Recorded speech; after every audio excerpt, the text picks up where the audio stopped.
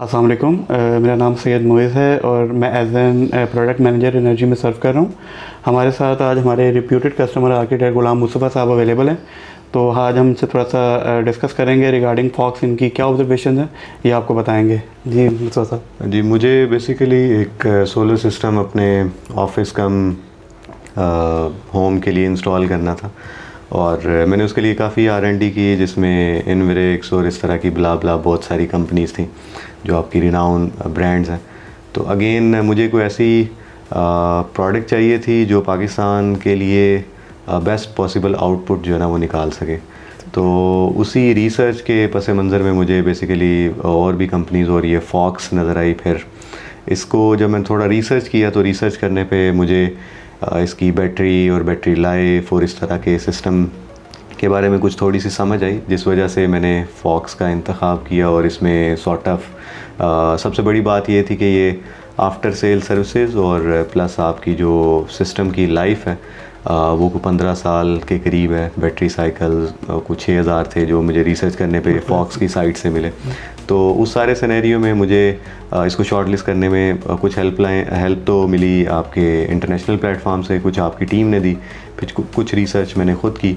तो अगेन इस पूरे के पूरे सिनेरियो में थोड़ा टाइम लगा। मैं क्योंकि नॉर्मल कस्टमर की तरह वो प्रेडिक्ट नहीं कर रहा था कि मैंने सिस्टम लगाना है और गवर्नमेंट को सप्लाई शुरू कर देनी, क्योंकि पाकिस्तान में लोड शेडिंग के बहुत सारे इश्यूज़ हैं जो भी गर्मियों में दोबारा स्टार्ट हो जाएंगे। और फिर ओवरऑल सिनेरियो में यहाँ पे कोई पता नहीं होता कि लाइट बारिश में चली जाएगी और आंधी आएगी तो लाइट चली जाएगी। तो इसका कोई रिलायबल सोल्यूशन जो है ना वो यही है कि आप किसी हाइब्रिड सिस्टम पे शिफ्ट होएं। तो मैंने फिर उसी हाइब्रिड की रिसर्च में फिर फॉक्स के प्लेटफॉर्म पे गया और मैंने अपनी इन्वेंट्री पुट की और आप लोगों ने इसको बड़ा आसान और अच्छे तरीके से इंस्टॉल करके दिया हमें। तो मुस्तफ़ा भाई थोड़ा सा हमारे व्यूअर्स को बताएं कि आपको परफॉर्मेंस वाइज फॉक्स कैसा लगा। एज एन बैटरीज़ की अगर हम बात करें, इन्वर्टर की बात करें, तो परफॉर्मेंस वाइज आपको क्या आपका आउटकम था? यार मैं तो बेसिकली ग्रीन मीटर के शुरू से हक़ में नहीं था और अभी जो सिनेरियो चल रहा है उसमें भी काफ़ी प्लस माइनस चल रहे हैं। तो अगेन मेरे ख्याल से 1 साल मैंने कोई ग्रीन मीटर के अलावा आपके सिस्टम को यूटिलाइज़ किया है, तो उसकी आउटपुट मैं बता सकता हूँ। फिर अभी ग्रीन मीटर के साथ भी कुछ बता देता हूँ। उसमें सीन ये था कि हमारी कोई सर्दियों में भी और गर्मियों में भी जो बैटरीज़ हैं वो लेस और मोर, सर्दियों में कोई 1-2 बजे तक, क्योंकि 22 किलोवाट की बैटरीज़ मेरे घर पे इंस्टॉल्ड हैं और 10.5 किलोवाट का आपका सिस्टम है। तो मेरी वो दोनों बैटरीज़ जो हैं वो कोई विंटर सीज़न में अराउंड जो है 2 बजे, 2:30 बजे, 3 बजे तक चार्ज हो जाती थी और मेरा घर भी साथ साथ चलता रहता था।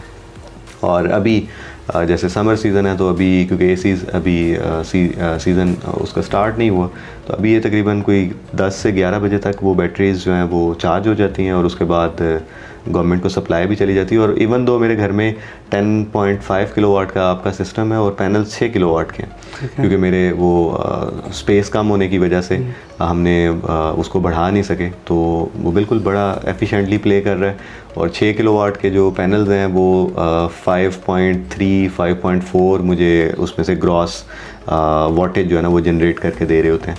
तो डेफिनेटली ये directly proportional to your product efficiency इसको मैं कह सकता हूँ।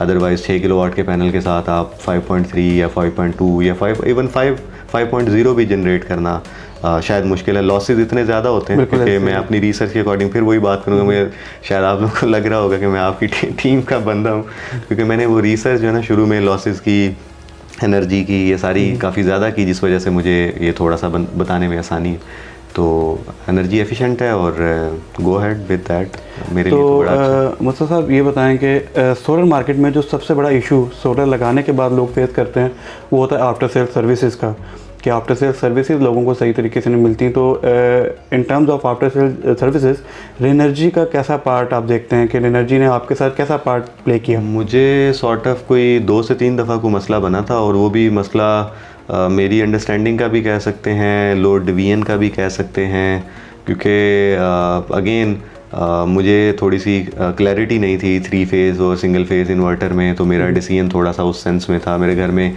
वायरिंग कुछ और सिस्टम था उसका 3 फेज़ सिंगल फेज़ वाले सीन में, और इन्वर्टर 3 फेज़ था। तो उस सारे सिनेरियो में मुझे थोड़ी सी ये प्रॉब्लम मेरे एंड से थी। अगेन मुझे जो प्रॉब्लम बनी तो मैंने उसको पुट किया, और मेरे ख्याल से विद इन कोई 6-7 और या 8 और आपकी टीम का मेंबर आके उसको चेक कर गया, और उसने मुझे टाइम दिया कि आप वेरी नेक्स्ट डे हम आपका जो भी प्रॉब्लम आ रहा है उसको सॉर्ट आउट करके हल कर देंगे। तो विद इन 24 आवर वो जो प्रॉब्लम है मेरा रिजॉल्व हो गया। और अगेन उसके बाद भी मुझे ये लगा सॉर्ट ऑफ कि मेरा जो डिसीजन था 3 फेज़ वाला वो ठीक नहीं था, और मैंने कंपनी को रिक्वेस्ट की कि इसकी को कन्वर्जन कर दें। तो उन्होंने बड़ी आसानी के साथ मेरे लिए वो उसकी रिप्लेसमेंट में मेरे लिए आसानी क्रिएट कर दी। तो अगेन वो मेरा डिसीजन था। उस सारे सिनेरियो में आफ्टर सेल सर्विसेज में मुझे अभी तक तो कोई प्रॉब्लम नहीं आई, और उम्मीद है आइंदा भी नहीं आएगी। ज़बरदस्त। और ये बताएं कि आप हमारे व्यूअर्स को रिकमेंड करते हैं फॉक्स की तरफ जाना, क्या बात रिकमेंड करते हैं? यार पाकिस्तान में जो इलेक्ट्रिसिटी और इसकी प्रोडक्शन और ये जो डिफरेंट ग्रुप हैं जो सप्लायर हैं इलेक्ट्रिसिटी के गवर्नमेंट को, ये जो केसेस और मामला चल रहे हैं उस सारे सिनेरियो को देखें ना, तो पाकिस्तान में आपको सेल्फ सस्टेनेबल बनना पड़ेगा। आपको अपने घर का पानी भी खुद ही निकालना पड़ेगा, पीने वाला भी, और इवन दो आपको इलेक्ट्रिसिटी खुद जनरेट करनी पड़ेगी। आपको अपॉर्चुनिटी भी किसी के लिए खुद जनरेट करनी पड़ेगी, बजाय इसके कि आप इंतज़ार करें कि मेरे लिए कोई अपॉर्चुनिटी जनरेट होएगी और मैं फिर उसके साथ अपनी एक बेहतर ज़िंदगी जो है ना वो बसर करूँगा। तो यहाँ पे सस्टेनेबल होने के लिए आपकी प्रोडक्ट मेरे ख्याल से अभी तक मेरी रिसर्च के मुताबिक रिलायबल है, और hope so with the passage of time company इसको मज़ीद कोई इम्प्रूवमेंट की तरफ लेके जाती जाएगी। तो हाइब्रिड मॉड्यूल ही मेरे तरफ से तो रिकमेंडेड है। उसमें इवन दो आपकी ये आ जाता है, शॉर्टफॉल आ जाता है इलेक्ट्रिसिटी का, वो 2-2 4-4 घंटे के लिए जब बंद हो जाती है तो आपको इवन दो बैकअप की ज़रूरत है। अगेन आपके पीक आवर्स का वो जो सिनेरियो है, हर साल 1 घंटा उसको बढ़ा दिया जाता है। सॉर्ट ऑफ आज से कुछ चंद साल पहले वो कोई 2 घंटे था, फिर 3, फिर 4, फिर 5, अब फिर उन्होंने उसको भी कन्वर्ट कर दिया है कि वो कभी सर्दियों में 2 घंटे आगे चला जाता है, कभी पीछे आ जाता है। और वो वाले हॉर्स सेलेक्ट किए जाते हैं जिनमें मैक्सिमम घर में लोग होते हैं और मैक्सिमम इलेक्ट्रिसिटी जो है ना वो लोग इस्तेमाल कर रहे होते हैं। ऑफिस आपके बंद होते हैं, लोग शाम को 6 बजे घर पहुंचते हैं और पता चलता है पीक आवर्स चल रहे हैं, एसीज कम चलाएं, लाइट्स कम करें, और उसको इवन दो फिर वो सोलर में से वो रीइम्बर्स करने का भी कोई सिनेरियो भी मुझे लगता है कि नहीं है। तो उस सारे सीन में हाइब्रिड मॉड्यूल पे आप इसमें वो मॉड्स हैं उसको एडजस्ट कर सकते हैं कि आप 6 बजे बैटरी पे शिफ्ट हो जाएं, 10 बजे तक बैटरी चलाएं, फिर 11 बजे से 12 बजे से ऑनवर्ड फिर आप उस पे चले जाएं, वापडा पे चले जाएं, वापडा कह रहा हूँ लेस्को पे चले जाएं। तो उस सारे सिनेरियो में मेरे ख्याल से ये जो है ना ये रिलायबल प्रोडक्ट इस सेंस में भी है कि इसमें ऑटोमेशन वाले कुछ फीचर्स हैं जिसके थ्रू आप अपने बिल को मज़ीद मेंटेन कर सकते हैं। ठीक है, प्रोडक्शन में जब हम बात करते हैं प्रोड्यूस तो अच्छा हो रहा है, सेल भी आप कर रहे हैं, लेकिन वो पीक आवर्स को वो कहते हैं ये तो आपको बिल देना ही देना पड़ेगा। तो उस सिनेरियो में ये रिकमेंडेड एक पीक आवर्स को भी इसमें सब्सिडाइज कर सकते हैं। हाँ, वो एडजस्ट इसमें वो आपकी एप्लीकेशन में भी इवन आ रहा होता है कि किस टाइम पे आपने क्या एडजस्ट करना है, क्या चलाना है। तो वो फ़ोन पे है, आप अपनी मर्ज़ी से पीक आवर 2 घंटे आगे लेके जाना चाहते हैं, जैसे सर्दियों में कुछ और होते हैं, गर्मियों में कुछ और होते हैं, तो वो इसमें एडजस्ट कर सकते हैं। वो एडजस्टमेंट की सूरत में इवन दो आपके बिल में वो अच्छा खासा वो उसका फ़र्क इसलिए आता है क्योंकि गवर्नमेंट ने मेरे ख्याल से आपके पीक आवर्स के यूनिट्स के आपको बिल भेजते हैं, बिल्कुल ऐसे उसको रीइम्बर्स नहीं करते शायद, अगर करते भी हैं तो आपके वो जो यूनिट्स होते हैं उसको नहीं कंसिडर करते, जो आपका बिल वैल्यू बनी होती है क्रेडिट में उसमें से माइनस कर देते हैं। और इवन यहाँ से आपने 60 का यूनिट लेना है, वहाँ से आपने अभी 26 का दे रहे हैं, आने वाले और महीने 2 में आप 10 का देंगे इंशाल्लाह।